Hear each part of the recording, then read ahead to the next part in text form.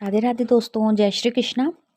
आज हम सुनेंगे श्री कृष्ण की लीलाओं में से नल कुबेर तथा मणिग्रीव के उद्धार की कथा के बारे में।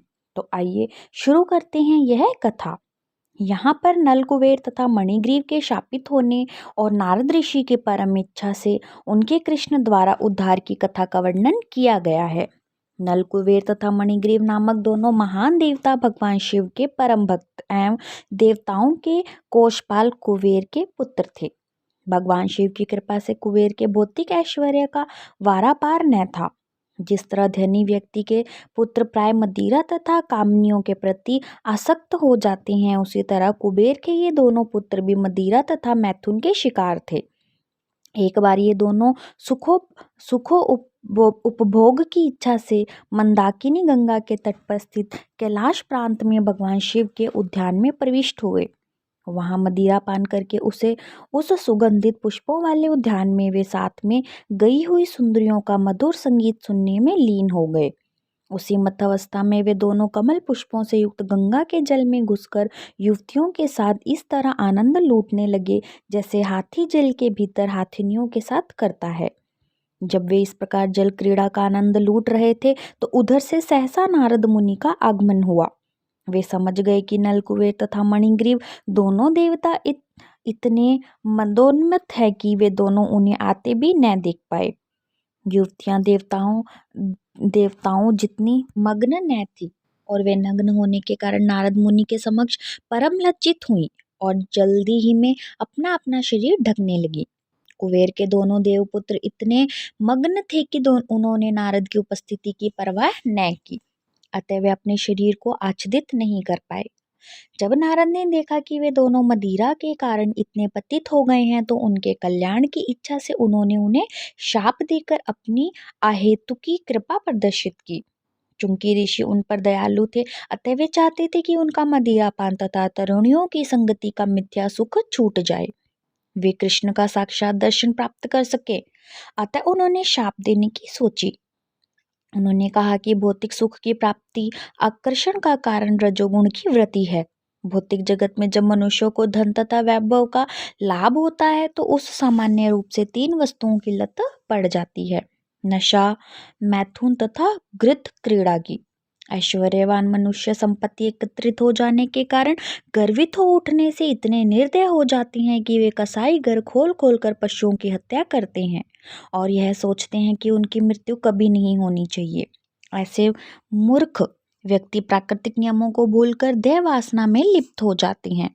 वे भूल जाते हैं कि भौतिक शरीर चाहे मनुष्य सभ्यता में उन्नत होकर देवताओं के पद को भी क्यों न प्राप्त हो जाए, अंत में जलकर राख हो जाएगा। और जब तक कोई व्यक्ति जीवित रहता है तब तक शरीर की बाह्य दशा चाहे जैसी हो, भीतर केवल मल मूत्र और विविध प्रकार के कीड़े भरे हैं। इस प्रकार अन्य जीवों के साथ ईर्ष्या और हिंसा में प्रवृत्त रहकर भौतिकतावादी कभी जीवन के चरम लक्ष्य को नहीं समझ पाता और जीवन लक्ष्य को जाने बिना अगले जन्म में नरक की ओर बढ़ता जाता है।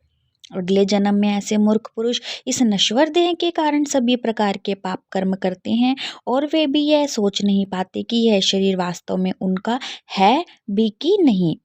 सामान्यतः यह कहा जाता है कि जो शरीर को पालता है शरीर उसी का होता है। अतः मनुष्य को यह सोचना चाहिए कि शरीर स्वयं उसी का है या उस स्वामी का है जिसकी वह सेवा करता है। दासों का स्वामी अपने दासों पर पूर्ण स्वामित्व जताता है क्योंकि वही उनको भोजन प्रदान करता है। तब यह प्रश्न पूछा जा सकता है कि क्या यह शरीर उस पिता का है जो इस शरीर का बीज दाता है या कि माता का है जिसने अपने गर्भ में बालक के शरीर को विकसित किया। मूर्ख लोग आत्मा और देह को एक मानने की भ्रांति के कारण सभी प्रकार के पाप करते रहते हैं, किंतु मनुष्य को इतना बुद्धिमान तो होना ही चाहिए कि वह समझ सके कि यह शरीर किसका है। मूर्ख व्यक्ति अपने शरीर पालन के लिए अन्य पशुओं का वध करता है, किंतु वह यह विचार नहीं करता है कि यह शरीर उसका है या उसके पिता का या माता अथवा नाना का है। कभी कभी यह पिता अपनी पुत्री को किसी ऐसे व्यक्ति को दे देता है जिससे वह पुत्री के पुत्र नाती को अपने पुत्र रूप में पुनः प्राप्त कर सके। यह शरीर उस बलवान व्यक्ति का भी हो सकता है जो उससे जबरन कार्य करा ले।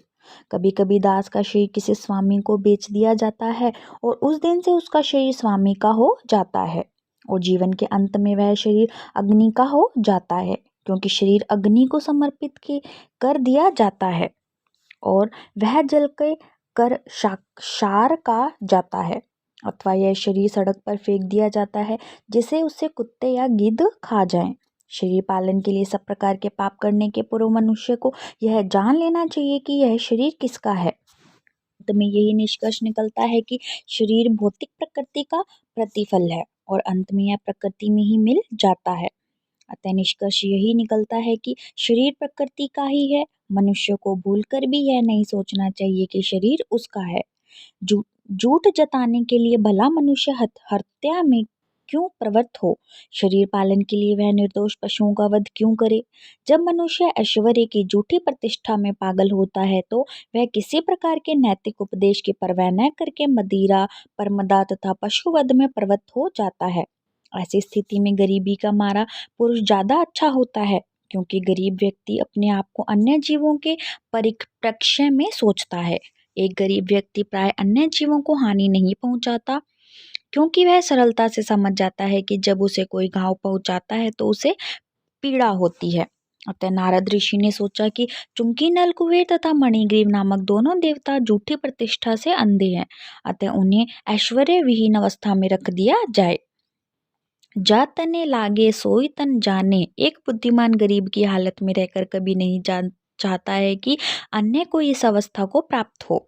सामान्य रूप से यह देखा जाता है जो गरीबी से उठकर धनी बनता है वह जीवन के अंत में कोई न कोई दातव्य संस्था बना जाता है जिससे अन्य गरीब लोग लाभान्वित हो सके। संक्षेप में यह दयावान व्यक्ति अन्यों के सुख तथा दुख के प्रति सहानुभूति रखता है। गरीब व्यक्ति गर्व से बहुत कम ही फूलता है, प्राय वह सारे उन्माद से रहित होता है। ईश्वर की कृपा से उसे कुछ भी अपने निर्वाह के लिए मिल जाता है, उसी से वह संतुष्ट रहता है। गरीबी की अवस्था में रहते जाना एक प्रकार की तपस्या है। अतः वैदिक संस्कृति के अनुसार ब्राह्मण लोग भौतिक ऐश्वर्य के झूठी प्रतिष्ठा से बचे रहने के लिए प्राय गरीब बने रहना चाहते हैं। भौतिक संपन्नता में उन्नति होने से झूठी प्रतिष्ठा आध्यात्मिक उत्थान के लिए सबसे बड़ा अवरोध है। गरीबी का मारा व्यक्ति अधिकाधिक खाकर जरूरत से ज्यादा मोटा नहीं बन सकता और आवश्यकता से अधिक न खा सकने के कारण उसकी इंद्रियां अत्यधिक चंचल नहीं रहती। जब इंद्रियां अधिक चंचल नहीं होती तो वह हिंसक भी नहीं बन सकता। गरीबी का दूसरा लाभ यह है कि साधु पुरुष किसी गरीब के घर में सरलता से प्रवेश कर सकता है और गरीब व्यक्ति साधु पुरुष की संगति का लाभ उठा सकता है। अधिक ऐश्वर्यवान व्यक्ति किसी को अपने घर में घुसने नहीं देता, अतः साधु पुरुष उसके घर में नहीं जा सकते। वैदिक पद्धति के अनुसार साधु पुरुष एक सन्यासी का स्थान ले लेता है, अतः गृहस्थ से किसी वस्तु को मांगने के बहाने वह किसी भी घर में जा सकता है।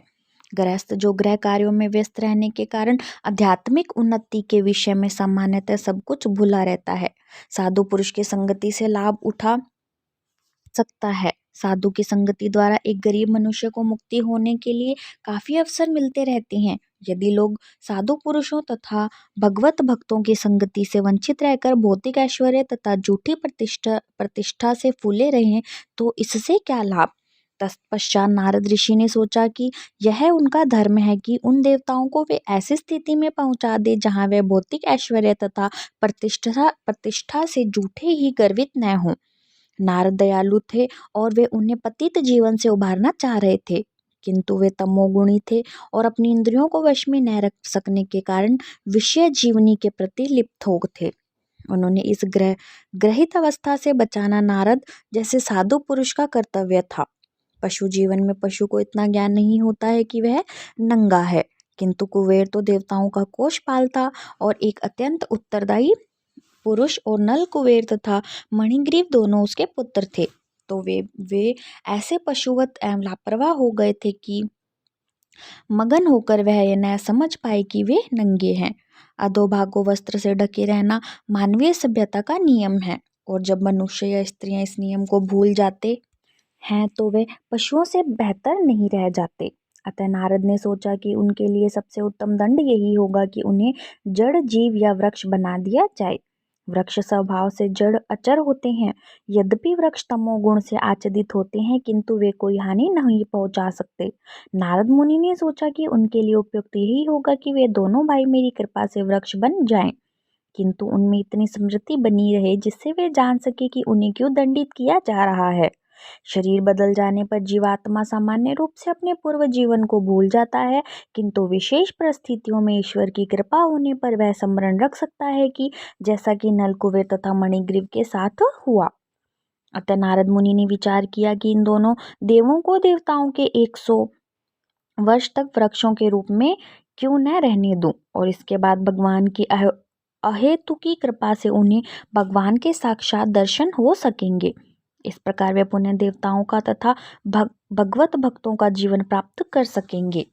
इससे बाद ऋषि नारद अपने धाम नारायण आश्रम को लौट आए और वे दोनों देवता वृक्ष में परिणत हो गए। उनका नाम यमला अर्जुन पड़ा। उन दोनों देवताओं पर नारद की आहुति की कृपा हुई थी जिससे वे नंद के आंगन में उग सके और भगवान कृष्ण का साक्षात दर्शन कर सकें। यद्यपि बालक कृष्ण काष्ठ के उलक में बंधे थे किंतु वे अपने परम भक्त नारद की भविष्यवाणी को पूरा करने के लिए यमल वृक्षों की ओर बढ़ते गए। भगवान कृष्ण को ज्ञात था कि नारद उनके परम भक्त हैं और उनके समक्ष खड़े यमला अर्जुन वृक्ष वास्तव में कुबेर के पुत्र हैं। उन्होंने सोचा कि अब मुझे अपने परम भक्त नारद के वचनों को पूरा करना चाहिए। अतः वे दोनों वृक्षों के बीच के मार्ग से आगे जाने लगे। यद्यपि वे स्वयं उस मार्ग से आगे निकल गए किंतु काष्ठ का उखल बड़ा होने के कारण दोनों वृक्षों के बीच फंस गया। इस अवसर का लाभ उठाकर कृष्ण उल्लक से बंधी रस्सी को जोर से खींचते रहे। ज्यों ही उन्होंने बल लगाकर रस्सी खींची त्यों दोनों वृक्ष धड़ और शाखाओं समेत धम से पृथ्वी पर गिर पड़े। इन दोनों गिरे टूटे वृक्षों में अग्नि के समान प्रज्वलित 2 महापुरुष प्रकट हुए।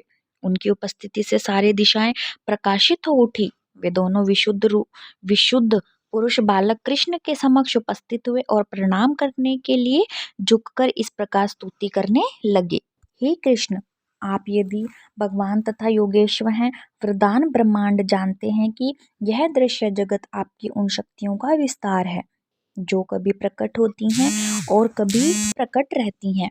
आप समस्त प्राणियों के जीवन, शरीर तथा इंद्रियों के आदि दाता हैं। आप साक्षात ईश्वर भगवान विष्णु हैं जो सर्वव्यापी है तथा प्रत्येक वस्तु के शाश्वत नियामक और नित्य काल है। आप इस दृश्य जगत के मूल स्रोत हैं जो प्रकृति के तीनों गुणों सत्व, रज तथा तमस के अधीन कार्य कर रहा है। आप नाना रूपधारी प्राणियों में परमात्मा रूप में निवास करते हैं और आप भली भांति जानते हैं कि उनके शरीर तथा मनों के भीतर क्या हो रहा है। अतः आप समस्त जीव आत्माओं के समस्त कार्यों में श्रेष्ठ निदेशक हैं। यद्यपि आप माया के गुणों के वशीभूत वस्तुओं के बीच रहते हैं किंतु आप इस कलुषित गुणों से प्रभावित नहीं होते। भौतिक गुणों के वशीभूति होकर कोई भी आपके दिव्य गुणों को नहीं समझ सकता क्योंकि वे सृष्टि के उत्पत्ति पहले से विद्यमान थे। अतः आप पर ब्रह्मा कहलाते हैं जो अपनी अतरंगा शक्तियों के कारण महिमा मंडित हैं। हे भगवान वासुदेव, हम आपके चरण कमलों में सादर नमस्कार करते हैं। इस संसार में आप अपने नाना अवतारों के द्वारा ही जाने जाते हैं। यद्यपि आप विभिन्न शरीर धारण करते रहते हैं किंतु ये शरीर इस भौतिक सृष्टि के अंग स्वरूप नहीं होते। ये शरीर असीम ऐश्वर्य, बल, सौंदर्य, यश, बुद्धि तथा त्याग की दिव्य शक्तियों से पूरित रहते हैं। इस संसार में शरीर तथा शरीरी में अंतर होता है किंतु आप अपने मूल आध्यात्मिक शरीर में प्रकट होते रहते हैं। अतः आपके लिए ऐसा भेद नहीं रहता। जब आप प्रकट होते हैं तो आपके असामान्य कार्य सूचित करते हैं कि आप श्री भगवान हैं। ऐसे असामान्य कार्य करना इस जगत में रहने वाले किसी भी प्राणी के लिए संभव नहीं। आप परम भगवान जीवों के जन्म, मृत्यु तथा मुक्ति के कारण हैं और आप अपने सभी अंशों से पूर्ण हैं। आप किसी को भी कोई वर दे सकते हैं। हे भगवान, हे भाग्य तथा कल्याण के कारण स्वरूप हम आपको सादर नमस्कार करते हैं और आप सर्वव्यापी शांतिदाता तथा यदुवंश के परम पुरुष हैं। हे प्रभु, हमारे पिता कुबेर आपके दास हैं। इस ऋषि नारद भी आपके सेवक हैं और यह उन्हीं की कृपा से हम आपके साक्षात दर्शन हो सके हैं। अतः हम प्रार्थना करते हैं कि हम आपकी महिमा का कथन करते तथा दिव्य कार्यकलापों का श्रवण करते हुए आपके दिव्य प्रेमा भक्त में लगे रहें। हमारे हाथ तथा अन्य अंग आपकी सेवा में रत रहें और हमारे मन आपके चरण कमलों में केंद्रित रहें और हमारे सिर आपके सर्वव्यापक विराट स्वरूप के समक्ष सदा नत रहें। जब नल, कुबेर तथा मणिग्रीव ने अपनी स्तुति समाप्त की तो गोकुलाधीश बालकृष्ण, जो यशोदा द्वारा उल्क से बांधे गए थे, हंसे और बोले, यह मुझे पहले से ज्ञात था कि मेरे प्रिय भक्त नारद ने तुम दोनों को देवकुल के अद्वितीय सौंदर्य तथा ऐश्वर्य के कारण उत्पन्न गर्व की ग्रहित स्थिति से उभारने के लिए अहोतुकी दया प्रदर्शित की है। उन्होंने तुम्हें नरक में जाने से बचाया है। ये सारी बातें मुझे पहले से ज्ञात है। तुम लोग भाग्यशाली हो कि उन्होंने न केवल तुम्हें शाप दिया अपितु तुम दोनों ने उनके दर्शन भी किए। यदि कोई वृद्ध जीव संयोगवश नारद जैसे साधु पुरुष का साक्षात दर्शन प्राप्त करता है, जो सदैव गंभीर और सब पर दयालु रहते हैं, तो वह तुरंत ही मुक्त हो जाता है। यह तो वैसा ही हुआ जैसा कोई सूर्य के पूर्ण प्रकाश में हो, तब किसी प्रकार का दृष्ट व्यवधान नहीं हो सकता। अतः नल, कुबेर तथा मणिग्रीव, अब तुम्हारा जीवन सफल हो गया है, क्योंकि तुम्हारे हृदय में मेरे प्रति उत्कृष्ट प्रेम उत्पन्न हो चुका है। इस प्रकार में यह तुम्हारा अंतिम जन्म है। अब तुम अपने पिता के धाम स्वर्ग लोक को जा सकते हो और भक्ति करते रहने के कारण तुम इसी जीवन में मुक्त हो सकोगे। इसके पश्चात उन दोनों ने भगवान की कई परिक्रमाएं की और पुनः प्रणाम करके वे वहां से चले गए और भगवान उसी प्रकार उखल से बंधे वहीं पर रहे। ये हमारी कथा थी नल, कुबेर तथा मणिग्रीव के उद्धार की। और आप लोगों को हमारी ये कथा कैसी लगी, आप लोग हमें कमेंट करके ज़रूर बताइए। और आगे हमारी कथाएं सुनने के लिए हमारे चैनल को सब्सक्राइब करें, लाइक करें और ज़्यादा से ज़्यादा शेयर करें। राधे राधे, जय श्री कृष्ण।